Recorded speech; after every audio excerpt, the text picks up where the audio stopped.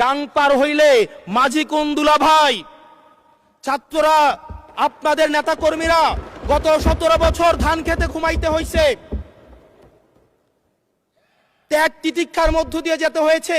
মহাসচিব কান্না করে বলেছে তাদের নেতা কর্মীরা ঢাকায় এসে রিক্সা চালিয়ে জীবন নির্বাহ করত। কিন্তু আন্দালিব রহমান পার্থ সাহেব যে বক্তব্য দিয়েছেন, আমরা ক্লাস 8-9-এ যে ডিবেট করতাম সেটি রিভার্টাল দিলে 20 মিনিট সময় লাগবে মাননীয় স্পিকার।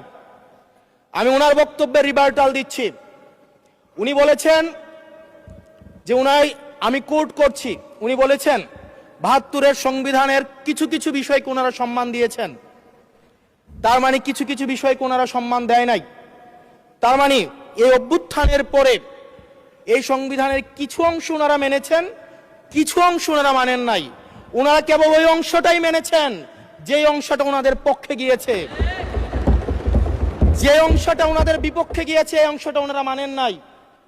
মাননীয় স্পিকার, এই ধরনের প্রকৃতি সম্পন্ন যারা আছে বাংলাদেশের পার্লামেন্ট যারা দেখছেন তারা সিদ্ধান্ত নেবেন।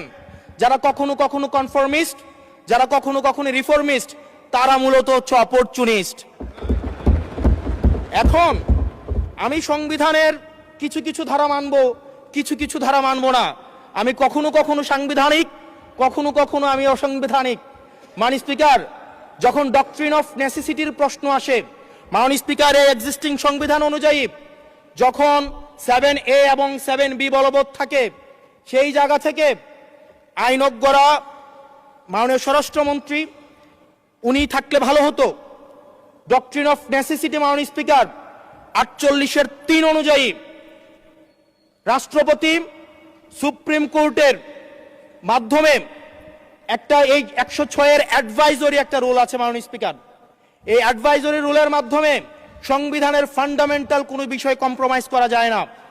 মাননীয় স্পিকার, যদি আমি এই সংবিধান মানি তাহলে এই অন্তর্বর্তীকালীন সরকারের বৈধতা প্রশ্নবিদ্ধ হয়। মাননীয় স্পিকার, মাননীয় স্পিকার, যদি এই সংবিধানকে আমি ধারণ করতে চাই, মেনে চলতে চাই, সেদিন 64 বিধি অনুযায়ী অ্যাটর্নি জেনারেল নিয়োগ দেওয়া হয়েছিল 6 আগস্ট। মাননীয় স্পিকার, এই সংসদে প্রশ্ন রাখতে চাই, তৎকালীন বর্তমান রাষ্ট্রপতি চুপ্পু, তখন বলা হয়েছে অ্যাটর্নি জেনারেল নিয়োগ দেওয়ার ক্ষেত্রে প্রধানমন্ত্রীর সাথে আলোচনা করতে হবে। সেদিন কোন প্রধানমন্ত্রীর সাথে আলোচনা করা হয়েছিল সেটা আমাদেরকে অ্যাটর্নি জেনারেল জানাবেন। আমাদেরকে অ্যাটর্নি জেনারেল জানাবেন যেই হিয়ারিংটা হয়েছিল এই হিয়ারিংয়ে উনি উপস্থিত ছিলেন কিনা। তখনকার সময় যিনি প্রধান বিচারপতি ছিলেন ওবায়দুল হক, তিনি তখন কোথায় ছিলেন, সেই রায়ের কপিটা আমরা দেখতে চাই। মাননীয় স্পিকার,